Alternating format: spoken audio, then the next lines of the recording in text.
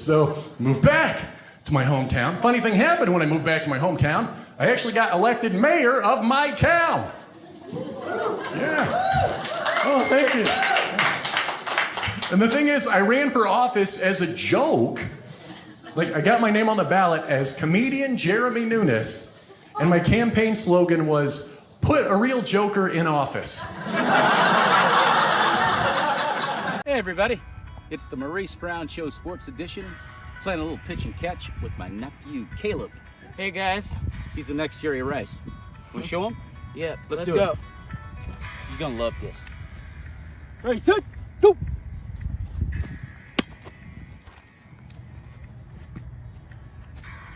Let's start the show.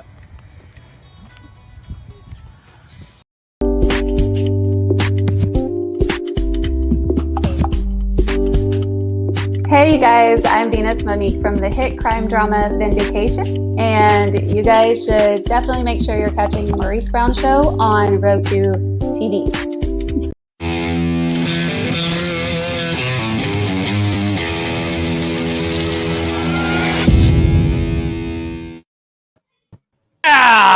Welcome to the Maurice Brown Show NFL Playoff Edition with my nephew Caleb Lopez and my main man Antoine, real Stewart. What's up, y'all? What's up, going Maurice? on? What's going on? Well, we had some interesting football over the weekend. Needless to say, we had some really, really interesting football go down. And my thing is, when you look at what happened, I mean, there were some games and then there were some games, you know, and the first one that really sticks out to me was the Kansas City game, the Chiefs and the Jacksonville Jaguars. Now, I never thought that the Jags were going to win the ball game. I never thought that, but they made it interesting for the Chiefs. Your thoughts on that one, Stu? Oh yeah, most definitely. They came to play. They came to play, and but the Chiefs were the better team. You know, Mahomes did what he had to do. I know he got banged up and everything, but you know, they pulled the win off, and they're on to the AFC championship game. So hats off to them for beating the team that they were supposed to beat and not letting Jacksonville creep up in there in the AFC championship game.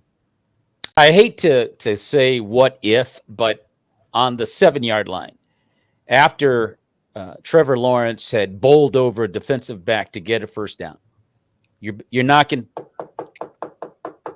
on that door, and you hit your running back with a 5-yard in at the 7. He coughed it up. Ball game. Yeah. Caleb, your thoughts? Jacksonville, they put up a fight. It was a great game, but like Stu said, Kansas City went out there, won the game that they were expected to win. Yeah. And hats off to Patrick Mahomes playing through the injury. Pretty sure he sprained his ankle, and he still came out there, did what he had to do, and Kansas City is going to AFC Championship for, I think, the 5th year straight. This is the 5th consecutive conference championship for the Kansas City Chiefs. Yes, sir. Absolutely. We move over to Philadelphia, and this was my only miss. I had the Giants actually winning this game, and they were blown out of the stadium 38-7. Couldn't believe it. Stu, your thoughts on that one? Man, I thought the G-men were going to show up and at least put up a better effort than what they did. It was a boring game. Philly just smacked them up. To be honest with you, I think Giants would have had a better show out if they played their backups, because when they played their backups not too long ago, it was close, you know, and I was like, okay, if that's with their backups, you know, when they put their starters in, it's going to be a good game. It's going to be competitive, but Philly showed that they were the more dominant team, that they are the true number one team in the NFC, and you know they did what they had to do. You show up for a game like that and play that way, you're fraudulent. Period. Caleb, your thoughts? Philadelphia really went out there, showed everybody who was doubting that, saying that they were the frauds out there. They went and mollywopped the Giants 38-0. 38-7. My bad. And they showed that they're the top dogs, and they won a game that I think they should have won. The Giants are a fraudulent team, much like the Vikings. You know, they've had some ups and downs throughout the year, and there are Sundays where the Giants have not shown up. I mean, literally have not shown up. And then there are other Sundays where, you know, they play really well. And of all Sundays or Saturdays to not show up, that's not the time. I mean, you got to put up a fight at least, even if you're going to lose a ball game. And that was an inexcusable loss by the New York Giants. We'll talk more about them later. The other game on Sunday was Cincinnati 27-10 at a snowy Buffalo, and the Bengals walk away with the W. Stu, your thoughts on that one?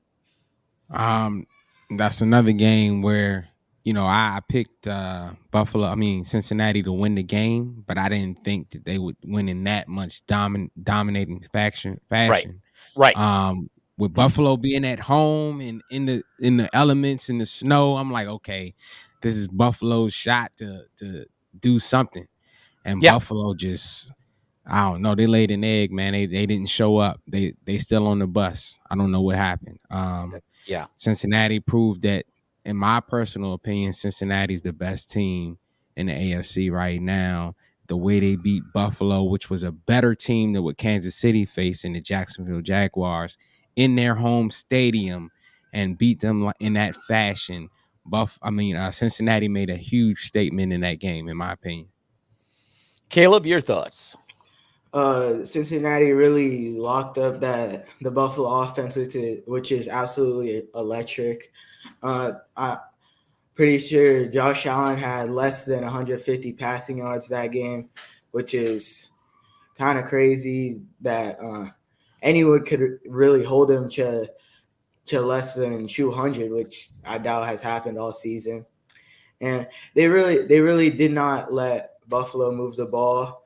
They were electric on offense and on defense, both sides of the ball. They came out to play, and they beat Buffalo in their home turf, which I didn't think was going to happen. But I don't think anyone saw that happening. They were dominated by Cincinnati. And then the last game of the day, much to your liking, Stu, San Francisco, your boys get the W 19-12 over Dallas and prepare for the NFC Championship against Philadelphia this coming weekend. Your thoughts on this particular game?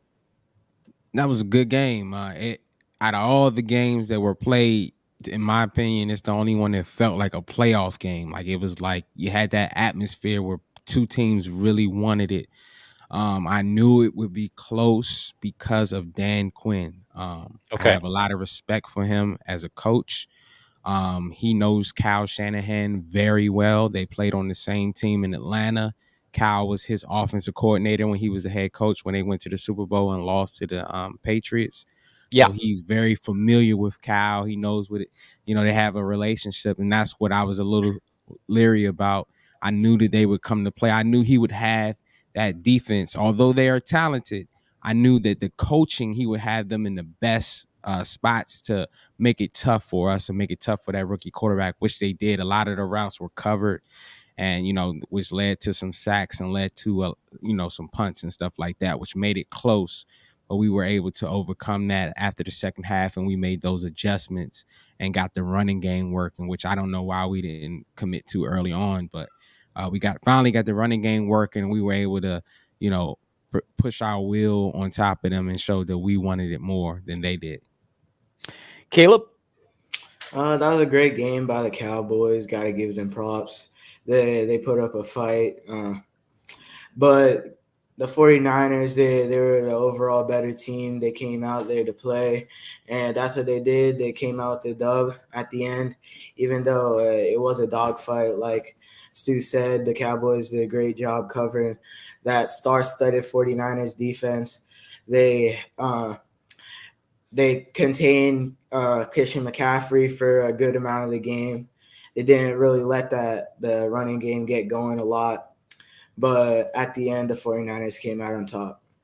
That just Well, shows. and they, at the end, the 49ers came out on top, and just in time because Doritos potato chips unveiled their new chip again for this year for Dallas Nacho Year. Let me just say this real quick.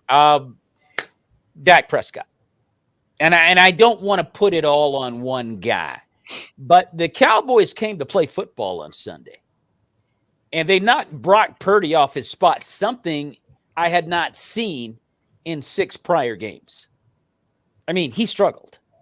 You accurately alluded to the fact that Dan Quinn drew up the perfect game to knock the 49ers out of the playoffs. You have 2 turnovers, courtesy of number 4. That made all the difference. The score is 19-12. It wasn't 45-12 like I predicted. It was 19-12. 2 turnovers was the difference in this ball game, and a missed field goal, by the way. And you look at Dak Prescott, and we're going to talk more about him later, but you just look at what happened in this game, and it's been game after game with Dak Prescott, where the Cowboys have been able to survive his miscues most of the time. They've bitten the dust a few times because of it, but they've been able to overcome it most of the. And again, it was the reason they went out. No disrespect to the 49ers. They deserve to go on. They've got a great team. But they were on the ropes on Sunday, and if Dak Prescott doesn't give that ball over, Cowboys win. I'm sorry, Stu. Cowboys win. That. Not a win. I'm going to say that because of the 2 turnovers. Like, if they don't turn the ball over, they could have won the game. Let me put it this way. I'm not a prophet. I'm not Jacob or Jonah, any of those guys. But I'm going to tell you this. They had a shot to win this game. Yes, and Dak Prescott once again turned it over, and the 49ers move on. Deservedly so. Nothing against the 49ers. You just hate to see a running theme like the one that's following Dak Prescott. We're going to move on to the NFL headlines as I talk about that because there were some interesting issues that, first of all, dealing directly with your 49ers. There's, I think, your defensive lineman, I forget his name. Oh, it's Charles Amenahue was arrested yesterday for domestic violence. How does this affect the 49ers going forward, Stu? It's definitely a distraction. He had post bail. He's out. Nobody pressed charges.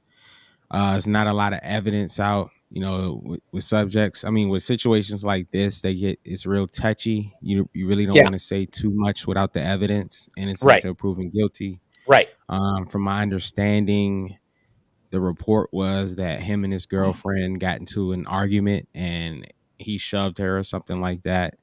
And when the police got there were no injuries on her. They couldn't find anything. She didn't want to cooperate with the police. They arrested him anyway, for some misdemeanor charge because she didn't cooperate. There were no injuries on her, but they still arrested him. So I know the NFL and the 49ers are investigating the situation, so it definitely can be a distraction. But we have a good team. We have some great captains in the locker room, great coaches, and I know we'll reel this in. And Shanahan is a very good motivator. He's very good at taking stuff like this and putting this let's work even harder or something like that, or give us another distraction to focus on focus on Philly or something like that. So I think if any team could go through this and not affect us that much, I think we are the team to do it because we're so close knit, and we're going to just ride for Amenahue until innocent until proven guilty otherwise. And the last thing you want to have happen is a situation like this, domestic violence. And his girlfriend said, no, he didn't do anything. I mean, she can't raise her right arm anymore. She has to cook with her left hand. I'm fine. But that being said, I'm going to leave that alone and let the authorities deal with all of that stuff. But you don't need this kind of stuff in a headline going into an NFC championship game where you struggle to get there.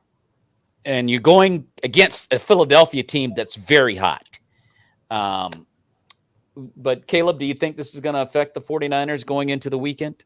Honestly, on the field, I doubt that it's going to affect them much.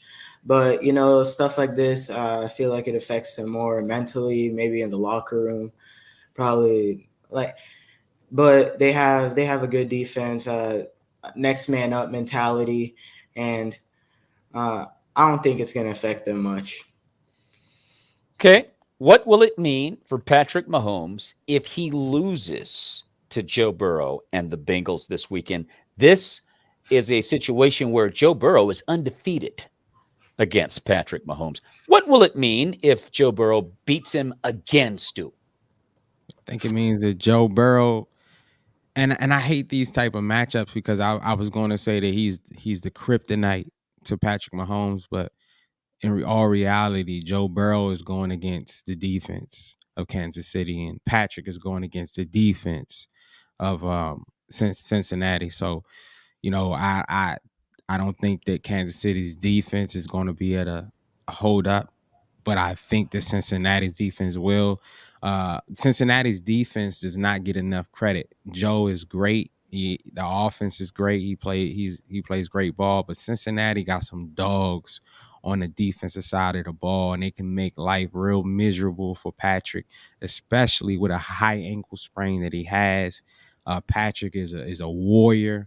I know he's going to go out there and play to the best of his ability, but the reality is a lot of the plays that he makes, he uses his legs to get out the pocket and run. And the stuff that we love to see him do, he'll just run and then flick it, 20, 30, 40 yards to the tight end or whoever. But I think that's going to be affected with that. And I picked Cincinnati and the 49ers to go to the Super Bowl, but I think it's going to be that much easier with Patrick playing with a high ankle sprain, which usually takes 4 to 5 weeks, at least 6 weeks to recover from. So it's a very difficult injury to recover from, and he's only got 5 days to do it. And you're right. Yeah. The Bengal defense is a little unheralded.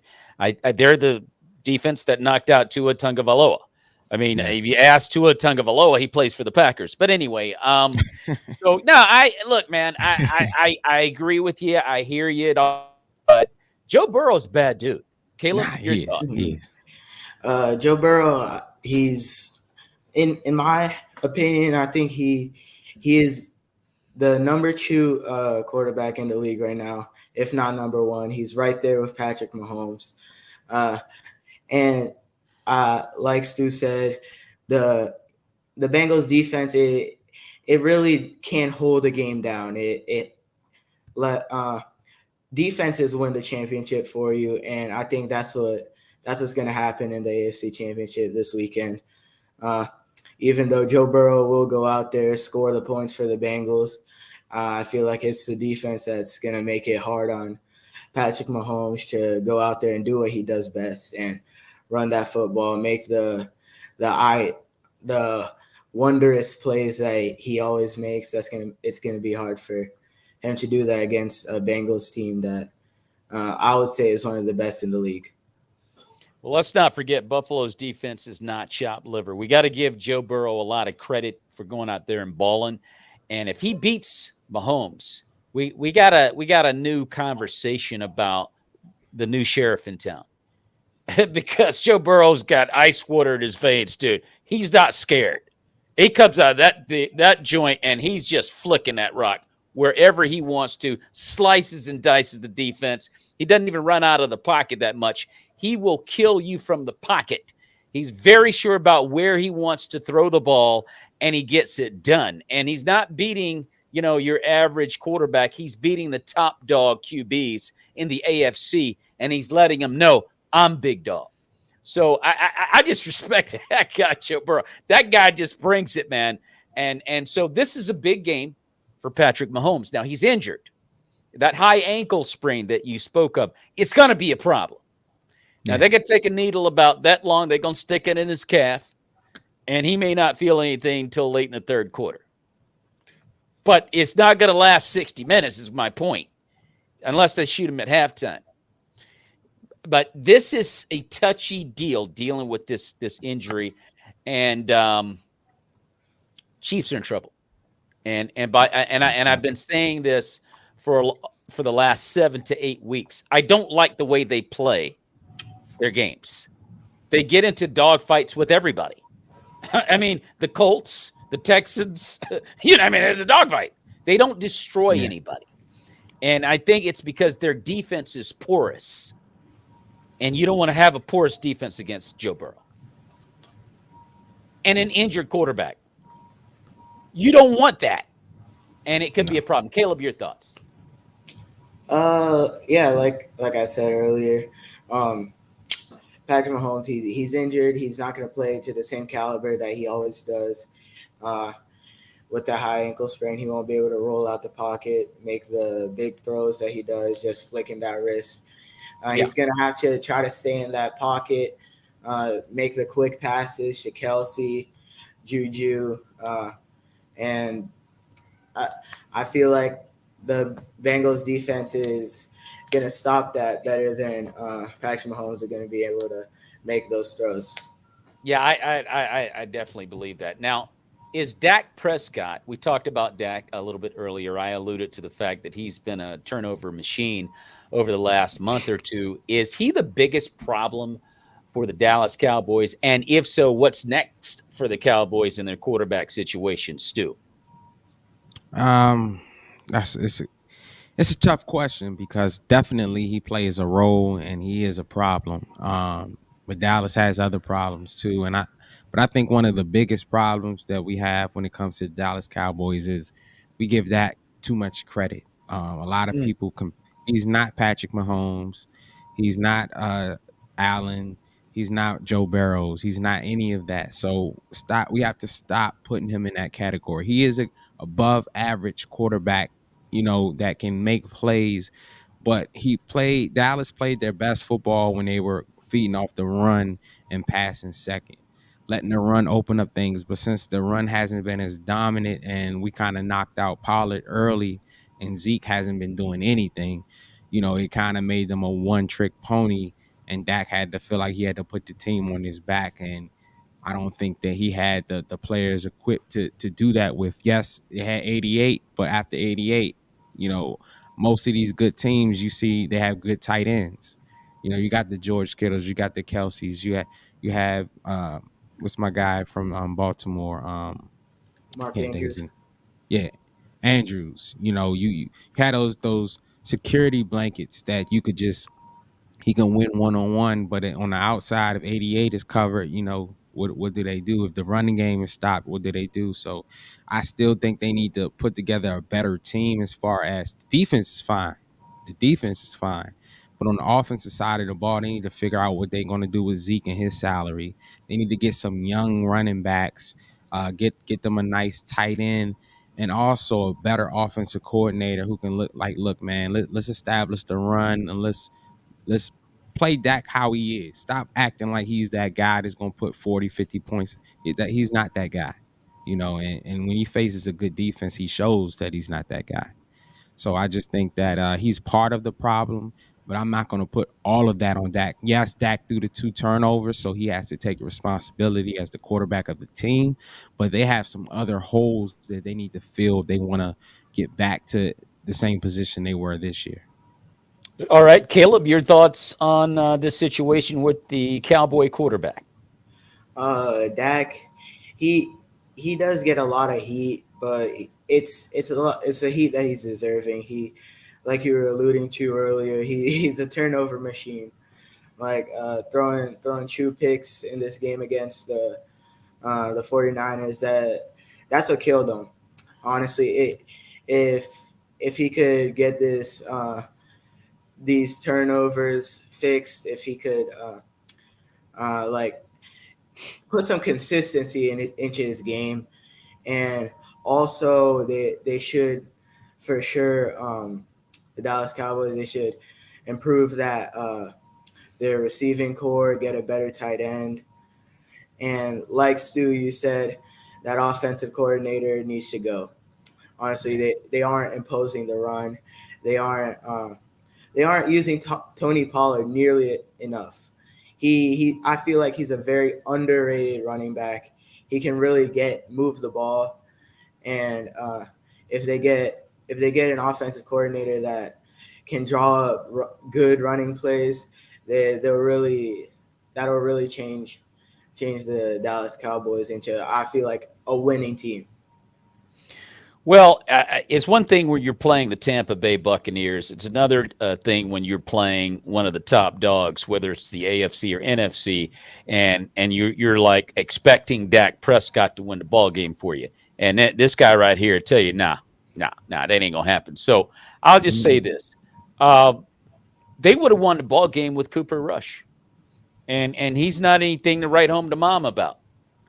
But if you look at his record, I think he was 4-1 as the starter when Dak was hurt. And, you run the ball, you give the ball to Pollard, you give it to Zeke, you give it to you got to bring a heavy diet of running. And if you're not going to run well, don't try to throw deep balls with a guy that can't get that done. You have to be very conservative with quick outs, quick ins, digs. These type of patterns have to be run, screenplays, whatever, because you don't have a quarterback that can get the ball deep. Cooper Rush would have won that game yesterday. And I think the Cowboys have a problem at quarterback. And their biggest issue is they're stuck because they gave him a big contract. It's like, you don't just get rid of what did they give him, like $40 million last year? I don't know how much it was. I think it was $40 million. Yeah. So it's like, what are you going to do? You kind of stuck with the guy. You can't unless you can find a trade like the Packers are trying to do with Aaron Rodgers. Otherwise, they're just stuck with Dak Prescott, and they're going to have to get a new offensive coordinator if Kellen Moore can't do a better job. And because they have a problem. But anyway, they're not my team, thank goodness. And I'm going to go out and get some of those potato chips that they got out Nacho Year. Let's keep going, because I want to touch on some other subjects that are going on in the NFL and our NFL headline segment, and that would be the New York Giants. Should they pay Daniel Jones, and should they pay Coach Brian Daboll? Stu? Not yet. They did surpass most people's standards of what they were going to accomplish. I didn't see them making it that far. But I like to see another year of consistency of Jones developing and becoming a better passer, because they're kind of like a one-trick pony. If you stop Barkley and if you stop him from running out the pocket, you're pretty much going to win. So, and that's exactly what Philly did. And so I wouldn't say yet. I don't know if his contract is up or not, but if it's not, if it is up, I would definitely franchise tag him for a year. Just pay him for 1 year just to see what he can produce and see if he can earn a long-term deal. But if he's still under contract, I wouldn't pay him. If I were the owner of the New York Giants, I would have Daniel Jones and Brian Daboll report to my office. When they walk into my office, I won't make eye contact with them. They're sitting over there, and I'm looking like this. Get out. Get out. And don't come back.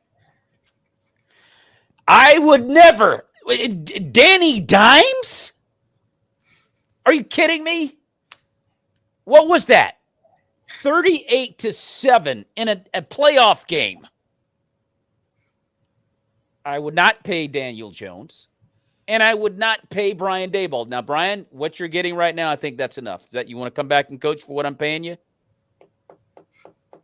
Good. Welcome to the New York Giants. Anyway, Caleb, your thoughts.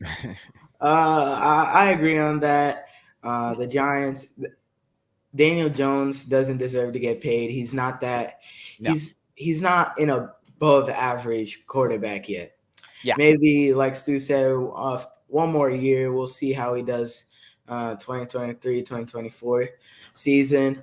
If he plays another season like he did this year, I'd probably give him like $25 million, no more than that. On Brian Daboll, though, I feel like he is a great coach. He's for sure a probably I'd say a top 5 coach in the NFL right now. And I would pay him because of all the coaching jobs that are going around right now, all the teams that need a good head coach. I give him his money for at least 4 years. Well, I'll say this: a couple of games this year bring cause for concern where Brian Daboll is concerned.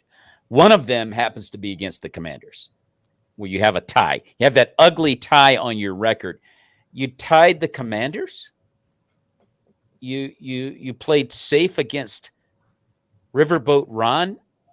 You mean you couldn't win by 3? Hold on, timeout.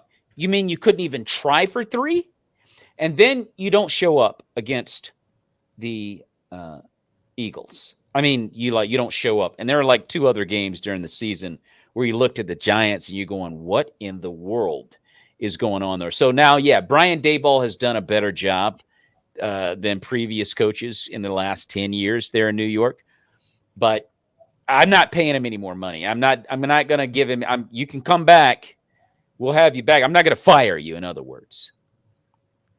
That's my reward for Brian Daboll. You're not fired. Now get back down there and work on a championship team for me. And Danny Dimes, look, I'm sorry. I'm going to go look for a quarterback. I have to go look for a B because I can't have that kind of performance in a playoff game. They shut Saquon Barkley down because the Eagles showed the blueprint to really beat the Giants. Stack the box and make Daniel Jones beat you. He can't do it. Can't do it. As long as Barkley's giving you 100 and 115 yards, he can dance and make plays. Because you can figure out, whoa, man, this guy, Barkley's stuff the box and win the game because Daniel Jones can't do it. We're going to move forward. Can the Eagles expect to play the 49ers the way the Giants did? Not at all. Not at all. The Eagles better hope that they don't do what Dallas did by playing a weaker team when Dallas played Tampa Bay, and then they saw a real team, and it was like, oh, even though they did play good, but Philly knows what time it is. If they don't know, we're really going to see how healed their quarterback is. We haven't really seen anybody make him uncomfortable or sack him a lot or their offensive line, what they did to the Giants defensive line should be criminal. People should be locked up after that. It was just bad. They were just dogging them all night in the trenches. They were winning. They were running the ball down their throats. It's not going to be that type of game with us. And Philly has a good defense, but on as far as rankings, Dallas has a better defense than Philly. Dallas has in my opinion, they have a better pass rush, even though Philly can get sacks and get after the quarterback. But I think that we'll be okay with Philly as far as Philly struggles with stopping the run. And that's something that we excel in. So it's going to be a nice chess matchup between 2 elite teams. Philly, they are the best team in the NFC, but we're going to prove why we should have been the best team if only our rookie quarterback would have started earlier. All right. It's going to be a great game. I can't wait. Yeah. Caleb, your thoughts on this matchup? It's going to be a great game. It's going to be an exciting game to watch. But the Eagles can't nearly expect to play the 49ers the way they play the Giants. Expect like with that absolutely star-studded offense with Kittle, Debo, CMC, Christian McCaffrey. Yeah, it's just they not only can they run, they can pass.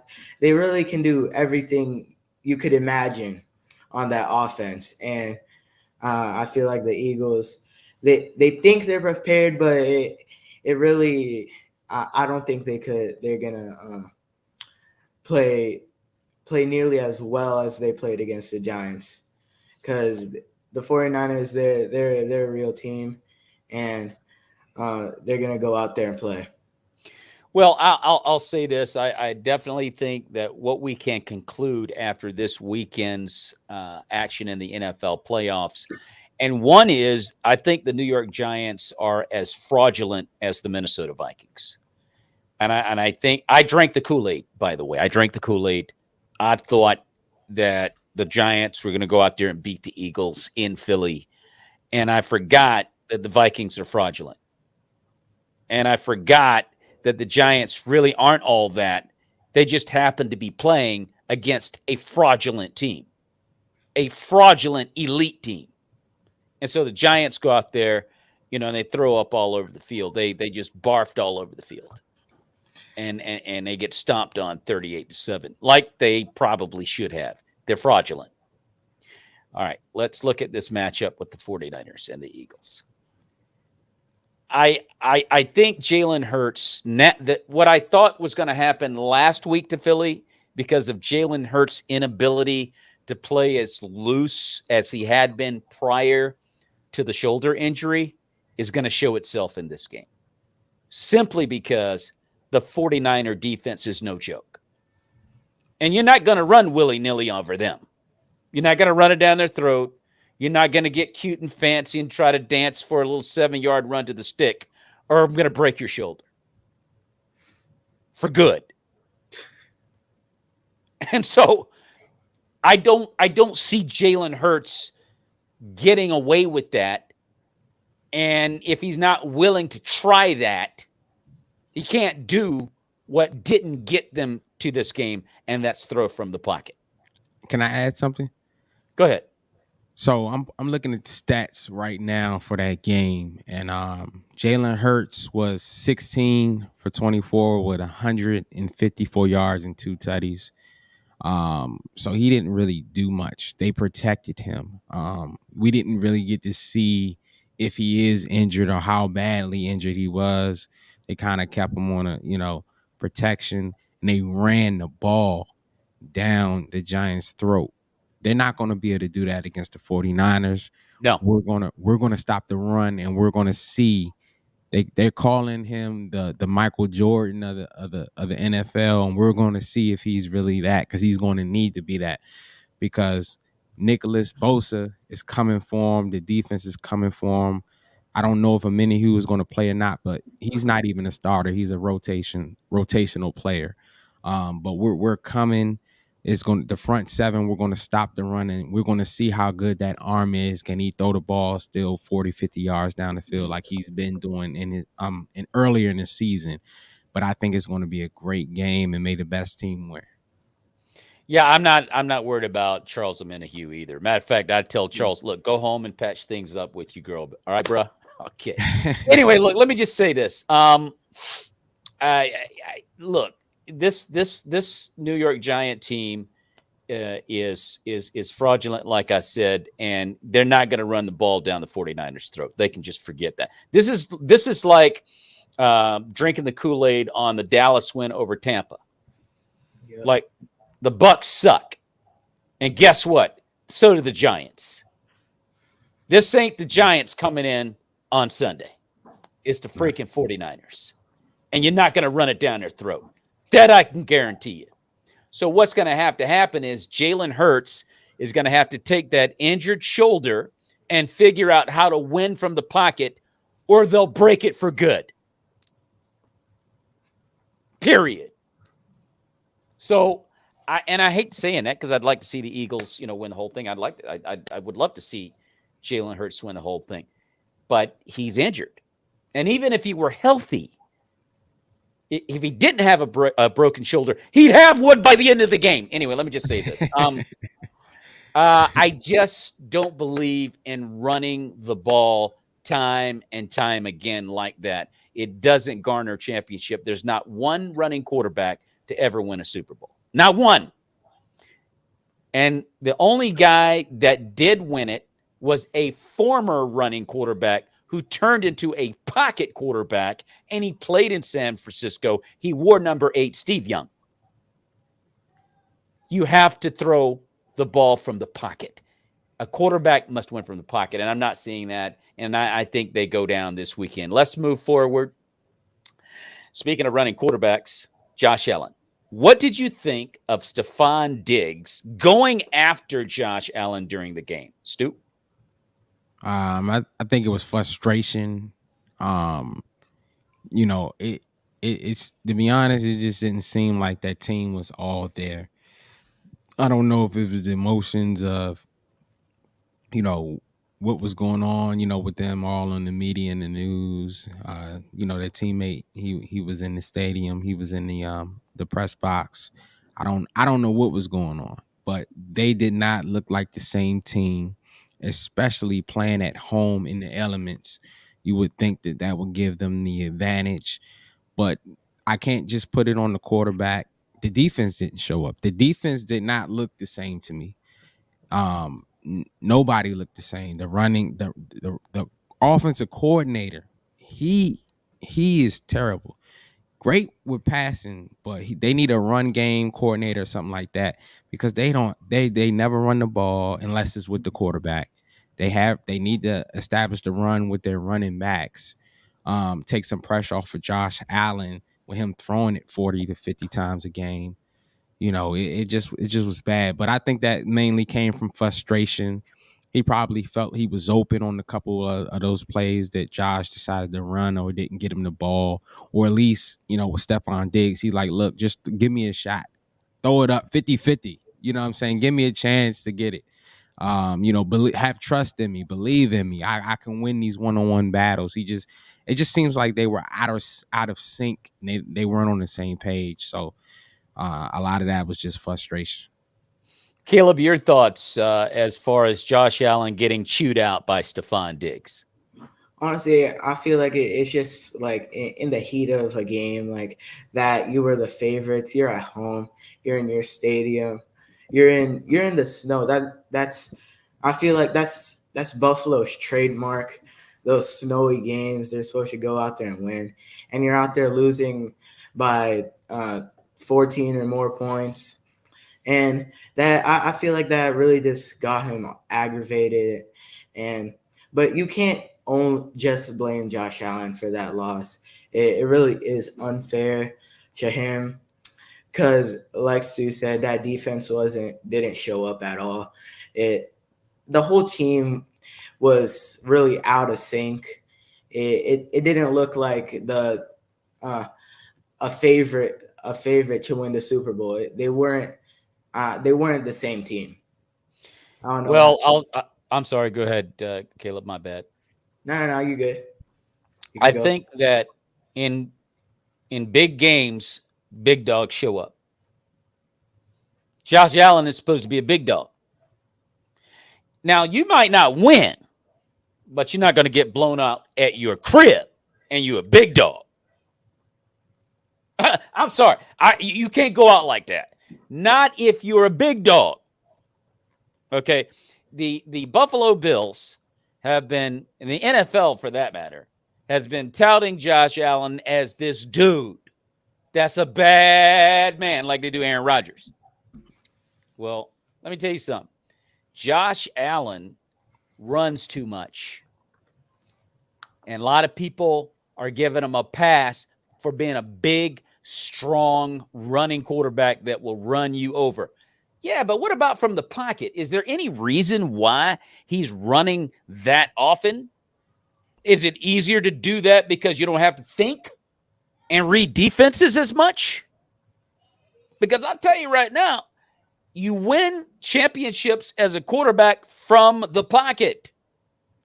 Which leads me to my next question. Is Josh Allen in danger of becoming, I said last week, Kirk Cousins? Well, is he in danger of becoming the latest version of Cam Newton? Stu? I wouldn't go that far and say that. He's definitely, unfortunately, he is in a tough AFC division with, Patrick Mahomes and Burrow, but I would say out of the three, he's number three. Number three is not going to win you a championship, with Burrows and Mahomes there. So it's unfortunate. He's a great quarterback, but at the end of the day, is he playing on that level of a Mahomes or a Burrows? And the answer is no. They need to figure it out. They need to go to the drawing board, like you said. They need to establish a run, get a coordinator who can scheme up running plays to take some of the pressure off of him so he doesn't have to be Superman. And he has to humble himself because the media hypes him up so much that he thinks he's Superman. It's like it could be 3rd and 3 and he's throwing a 40-yard bomb. I'm like, you got to take what the defense is giving you. Yeah. You know, like this is not Madden. You know what I mean? You get the first down. The object of the game is score a touchdown. Why would I throw a 30, 40-yard bomb on 3rd and 3 when I could just get the first down and meticulously move down the field and let's score? He has to get out of his own way. You know, a lot of his decision-making skills are coming into question now because at first it's ooh, wow, it's fireworks. But now it's like those are looking like bad decisions. Like go through your reads and you got to know the down and the distance and what do you need to do to get the first down. And he's just playing selfish football. And I think that piggyback on the last question, I think that kind of added to some of the frustration because of the selfishness in his play. Caleb, your thoughts? Is he starting to become the Josh Allen, the latest version of a Cam Newton? I would not say Cam Newton because Cam Newton was a true. I would say he was almost a running back, and Josh Allen he's a great passer. I think he averaged around 200 yards per game this year. But like Stu said, he's playing a selfish game. Like, why are you gonna go for the 50-yard bomb when it's 3rd and 3? But just like Stu said, you can't be doing that. You have to check it down, throw it to your tight end, which you have a star tight end, and he doesn't get nearly enough credit. And that's why Stephon was mad. I feel like that's the reason Josh Allen, he was playing selfish. He's not really reading the defenses. It's just I don't think he's really been that guy that everybody has been hyping him up to be. Well, I'm going to say this about Josh Allen, and I kind of been feeling this way about him ever since he's been the starting quarterback. I don't think he's the sharpest tool in the box as far as reading a defense. I just don't think he reads defenses very well. He's got a great arm, and he's a very good he's a very accurate thrower, but he doesn't read defenses well. So oftentimes he's not putting the ball where it needs to be. He's not throwing it to the spaces he needs to be throwing to. And Stefon Diggs, part of his frustration was, what are you doing this? You do this all the time. Now we're here at home in the AFC Championship, and you're doing it again. And he lost it. He shouldn't have done that to him because that's got to be done in the locker room. You don't do that outside in front of everybody. But at the same time, that was Stefon Diggs' issue because Josh Allen just doesn't read defenses very well. Nobody wants to say that, but he doesn't. Great player. But if he keeps playing the way that he's playing, he's going to end up just like Cam Newton. He's going to be beat up physically by the time he's 32. And if he doesn't learn how to win, guys, I'm telling you, as a quarterback in the NFL, not high school, not college, as a quarterback in the NFL, you've got to win from the pocket. And Josh Allen, to me, hasn't shown the ability to do that. It's a snowy day. To your point, Stu, a very good Cincinnati defense. They'll put you in the hospital. As Tua Tagovailoa, they put you in the hospital. So you don't want to run too much against them. But if you can't read defenses in the snow, you're probably going to run. And that's what happened with Josh Allen. And so it's time to get real in Buffalo about what he is. Somebody's got to sit him down and say, Josh, we got to do better from the pocket. You got to tell me what you're not seeing and what you don't understand. All these Nike commercials tell Nike you don't have time this year. Well, maybe one. How much is it again? Well, maybe do one. But otherwise, we got to be talking about your issues in the pocket. And once again, the Buffalo Bills are at home again. Who would have thunk it? Joe Burrow is a bad dude. He wasn't having any problem winning from the pocket. And the Buffalo Bills are not a great defense, but they are not chopped liver. Joe Burrow had no problem. He went to work. And I'm looking at the stats right now, just to add some context to what we're saying. Is like, okay, when I go to the Bills, Josh Allen was 25 of 42 with 265 yards and an interception. Yeah. You know, you would think in the elements with the snow and everything that they would at least establish a run. You're thinking like, we got to have a running game, you know, in this type of weather. You would think, but they're home again. They're home again. They're at the crib. My bad. Go ahead, Stu. Now I was going to say, looking at the rushing, they ran about 20 times out of three people. Guess who led the team? Josh Allen. He had 8 carries for 26 yards, which was pitiful. Yeah. And he led the team in rushing. And that is the issue. That is the problem. Their offense has no balance. And then especially if you're playing a good defense, guess what? You know, if you got some good pass rushes, we're going to get the tee off on Josh Allen, and hopefully we can fluster him. We don't have to worry about stopping the run. And when you go to Cincinnati, they were running the ball all over. Mixon by himself had 20 carries for $105 and a touchdown. You know, and they had other backs with P-Ryan. He had 7 carries. Joe had 6.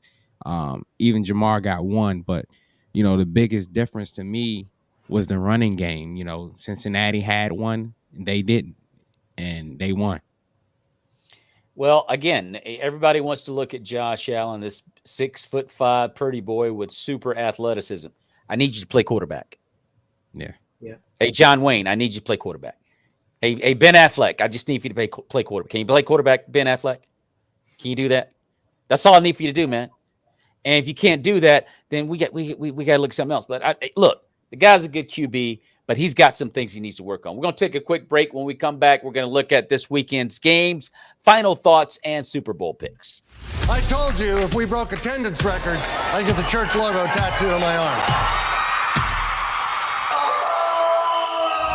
Yeah, remember back when we first started? All we did was preach the gospel. Ooh, Superman works. I like Superman. Guy, what do you think? What happened to you? Me? Your dad is the one with the gimmicks. The power of the Holy Spirit propels us. I just went to church to get back to the gospel. Problem is you're trying to get your message across. The gospel? Right. And ain't nobody listening to that. For Good Friday and Easter, I need something big. Amen?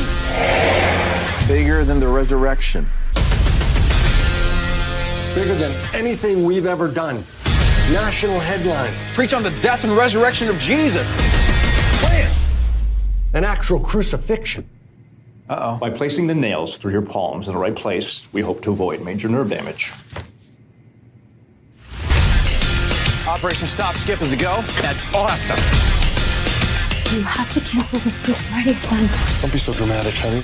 Ooh, I like the rusty ones.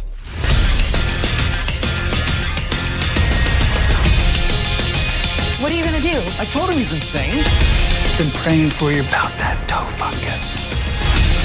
This could be beneficial for all parties involved. We foster a yes environment here.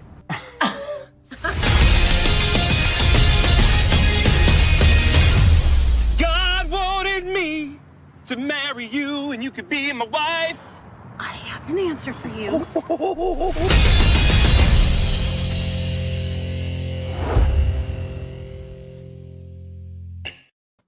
Yeah, Church People, directed by Christopher Sean Shaw. You can see it on Amazon Prime. A very funny film, an accurate film about church people. Hey, we're back. It's the Maurice Proud Show, NFL Playoff Edition, and we're looking at the games coming up this weekend. Here we are, guys, the Final Four, Championship Sunday, AFC and NFC, starting with the NFC at 3 p.m. on Fox.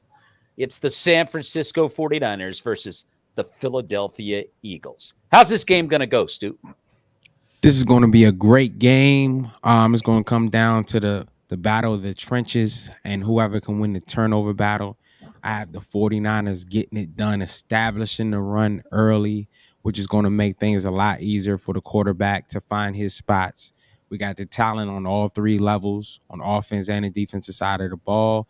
And I think that Nick Bosa and company, Eric Armstead, are going to really test that quarterback and see how healthy is he, and can he really carry the team over the hill playing injured. But I think that the 49ers are the better team, but I think Philly will be back next year. And Caleb, your thoughts about this one?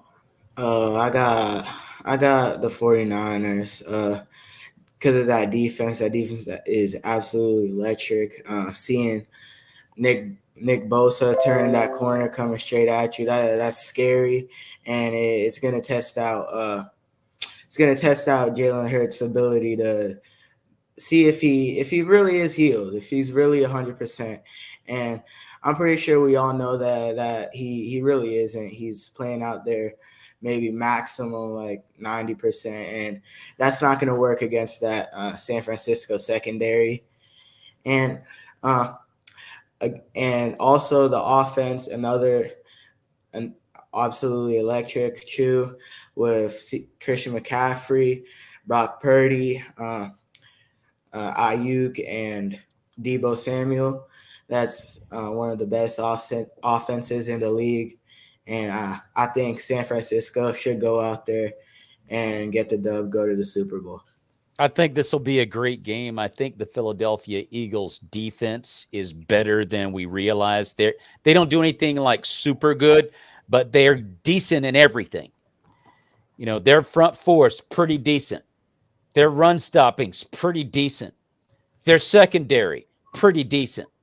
And I think Brock Purdy is going to be tested in this game similarly to how he was tested against Dallas. He's going to have to make some plays. He's going to have to be smart and do the right thing, which he's shown the ability to do that, surprisingly so as a rookie. Third stringer at that. So that's going to bring some dramatic outcomes. But I think the game's going to be won on defense by the 49ers, because I think Jalen Hurts is going to be tested this week. We're going to find out where he's at. We're going to find out what they said Michael Jordan. First of all, your first mistake is you compared him to Michael Jordan. No. That's mistake number one. You're not MJ. Okay. Anyway, I got that out. That's just terrible comparison. But if that's how you going to carry it, you're going to have to do it this week. You're going to have to be that bad dude this week. They said you're MJ, show me. And that's the defense you don't want. That's not the Tampa Bay Buccaneers. It's not the New York Giants. It's not the New Orleans Saints. I mean, it's not the Houston Texans. It's not the Indianapolis Colts. It's the San Francisco 49ers, the number one defense in the NFL. And you're hurt. And I think that's where the game's going to be won. I don't expect the 49ers to blow them out or anything like that. It'll be a very entertaining game. A game that the Philadelphia Eagles will have a shot at winning. But the 49ers will win this game because they have the defense to slow Jalen Hurts down and keep them from doing what they've been doing all year to other teams. You're not going to do that to San Francisco. You're just not going to do it. And so I'm going to go with them in this game. And a good one, though. A very entertaining game. 3 o'clock on Sunday in Philadelphia on Fox, 49ers and Eagles. Then at 6:30 p.m. on CBS, the AFC Championship game. The Cincinnati Bengals and the Kansas City Chiefs at Arrowhead Stadium. Stu, who you got? I'm sticking to my original pick, Cincinnati. I think Joe Burrows is going to go in there and do what he has to do. Yeah. He's the kryptonite to Patrick Mahomes. He beat him this year. He beat him last year in the playoffs, and I think he'll beat him this year in the playoffs. And now with Patrick with a high ankle sprain, it's almost unfair. I would like to have seen him healthy and 100% to really have a nice battle. I think they need to switch the times of the games and let the Philly 49ers game be the 6:30 game. That's the prime time showdown. I think that even though these the Cincinnati and Kansas City have the better of the the more established quarterbacks playing, but it's just a sad thing that Mahomes is hurt and injured. But I think Cincinnati get it done, and I think they'll get it done a little bit easier than what we think, because without Mahomes being 100%, he's not going to be electrified and do the things that we love to see him do, and that's going to ultimately be their demise. Caleb, your thoughts? I got Cincinnati with again with the defenses. Like I said, the defense wins you your championship. And now that Patrick Mahomes, he got that high ankle sprain, that really kills it. And it would have been a way better game, a way harder fought game if he had been fully 100%, fully healthy. But him not being able to roll out the pocket, make those crazy sidearm throws, those jump passes that he usually does, it really, I feel like it'll be a little bit lighter on the Cincinnati Bengals defense. And again, the Kansas City Chiefs defense, that I don't think they could hold it down against Joe Burrow, Jamar Chase, and that offense. So I got Cincinnati winning against Kansas.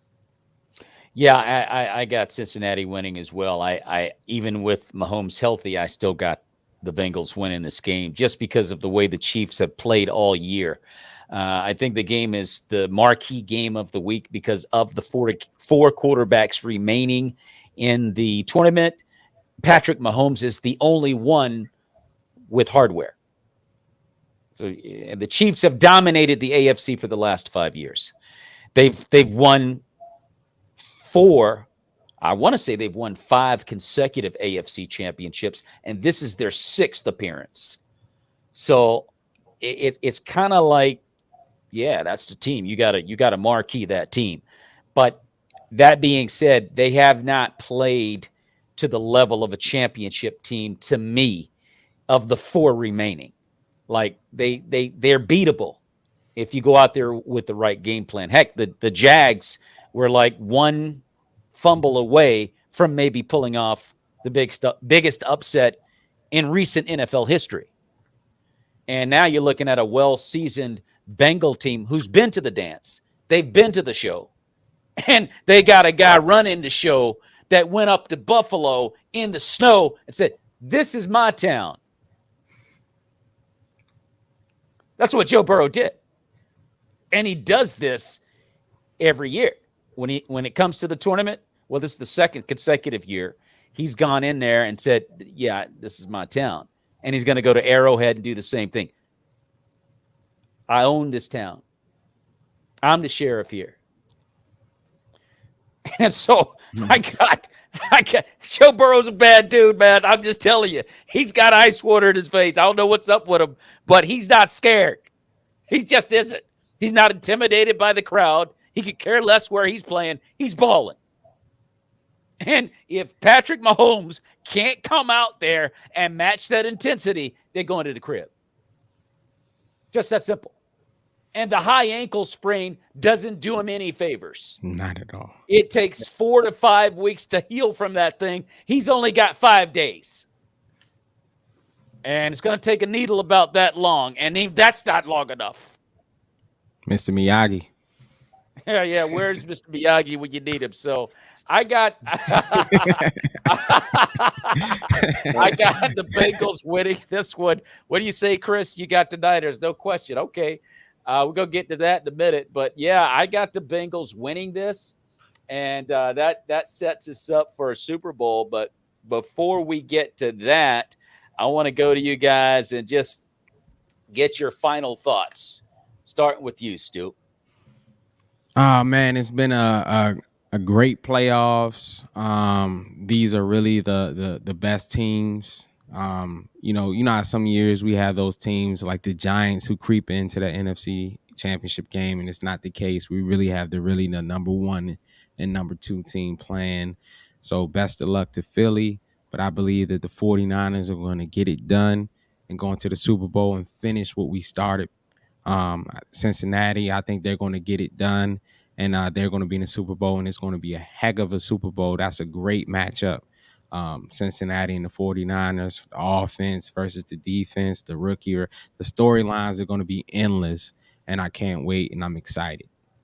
Caleb? Honestly, this season was very interesting. Season that was, I'd say, pretty straightforward. The best teams really came out, showed out. They proved that they were the best. They proved that they deserve to be here. They deserve to be in the championship games. And now they got the opportunities to come out, show out, and go to the biggest game of most of their careers. And hopefully they can go do that. And it's been a heck of a season. It's been a heck of a season, been a lot of storylines within it. And it was just one of those weird years where you expect the LA Rams to be a part of the dance. You expected the Green Bay Packers to be a part of the dance. You expected the Denver Broncos with Russell Wilson maybe to be a part of the dance. We thought the Raiders were going to be rejuvenated with Devontae Adams. Didn't happen. And a lot of the Chargers didn't even get a sniff of this opportunity to get in the Super Bowl. They couldn't even hold a 27-0 lead. So it was a lot of weird things that went down. The Minnesota Vikings, why are they in the NFL? I don't know. I guess that they needed an extra team. It just so many things about this year that were really weird. The one thing that didn't disappoint were the Commanders. They're always entertaining. They were hilarious. I mean, I go, let's see, Richard Pryor, Eddie Murphy, and then the Commanders. The funniest people of all time. Anyway, that being said, let's look at the Super Bowl pick. So I take it, Stu, you've got the 49ers and the Bengals in the big dance. Yes, sir. And Caleb, you as well? Yeah. I'm going to agree with you. I think all three of us have been saying that over the past month and a half. And I think a lot of people kind of warmed up to the Bengals. Like most people were like, as soon as the Christian McCaffrey trade was made, 49ers going to the Super Bowl. But the Bengals kind of grew on us. Like, can they do this again? Can they catch lightning in a bottle again and do this? And they've been doing it. They did it. I don't think last weekend in Buffalo there could be a better example of catching lightning in a bottle. I mean, that was amazing what they did. And so I would pick the 49ers and Bengals in the big dance to the extent, because my pick has been 49ers to win the whole thing. Dude, I'm telling you, if Joe Burrow can pull this thing off again, if he can do it again, because, hey, you're at Arrowhead Stadium. I'm picking the Bengals, but would anybody be surprised if Mahomes and the Chiefs found a way to get it done? No one would be surprised, even with a high ankle sprain. It's Patrick Mahomes. But if the Bengals get it done, I'm at the point now where I'm like, I don't know if the 49ers can handle them. Not there yet. Still got the 49ers winning everything. Not there yet.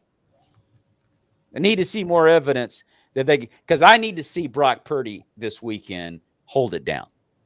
And he's done it for 7 straight weeks.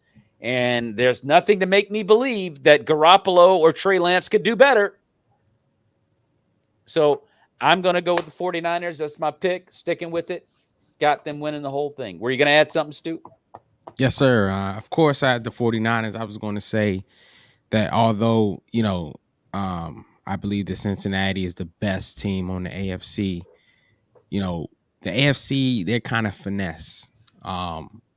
They don't have to worry about no dog defenses like we do on the NFC side of the ball, where you got the Philly, you got 49ers, you got the Cowboys.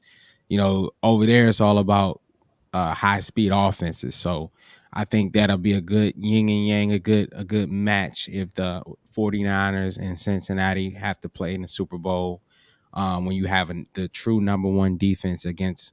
Even though they weren't the number one offense, they're number one offense in my book. And I think that'll be a great matchup.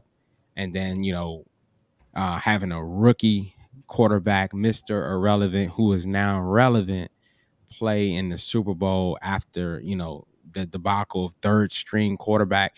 And I think that's really the best story, because I think that when Jimmy went down, most people, even James, who comes on the show a lot, he wrote us off. He said it's over, the season's done.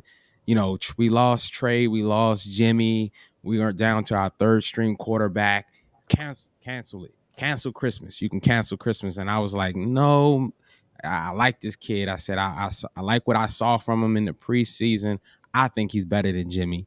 Nobody believed me. I think he has proven that he is better than Jimmy, even as a rookie, where we're scoring 30 points a game, on his 7 to 8 game run that we've done. And he has a lot still to learn, but I think Shanahan showed that he trusts him more than Jimmy. He puts him in with Jimmy. The year we went to the Super Bowl, we ran like Jimmy threw 8 passes against Minnesota. And this is with Kirk Cousins. He only threw 8 passes. And that showed you Shanahan was like, if I don't have to put the ball in Jimmy's hands, I'm not going to. With Brock, we'll get pass happy sometimes. And I'm like, all right, Shanahan, reel it in. Let's get some running plays going, take some pressure off the young guy. But I think it's going to be a phenomenal Super Bowl, whoever it is that makes it. But I'm hoping it's the 49ers in Cincinnati for the best show that we can see. Well, they don't call him porn star Jimmy for nothing. You know what I'm saying? Anyway, let's leave it alone. We're going to keep it moving, and we'll see what happens over the weekend. This has been a great show. And if you have enjoyed watching the show, like it and share it and subscribe to the Maurice Brown Comedy Channel, as well as any social media engine that Antoine Real Stewart is a part of. Caleb's too young to be followed on social media, but he does play Little League football for the #1 team in the nation, the Treasure. Correct me if I'm wrong, Caleb. The Treasure Coast Patriots. Yep. And they're #1 in the nation. And Caleb is their field goal kicker. He's kicking 25, 30-yarders at 13. Expect to see him in the NFL one day. No question about that. And Chris Rossetti says Christian McCaffrey was just what the doctor ordered. When you got Christian McCaffrey, it was a wrap. And that's exactly the case, Chris Rossetti. No question about that. We're going to get out of here. And if you missed the show, watch it. The replay on Facebook and YouTube. Or you can go to the Creative Motion Network on Roku TV. And you can also listen to this show where all major podcasts are heard. So until next week, you guys have a blessed week, and may the peace of Christ be with you and your families. God bless.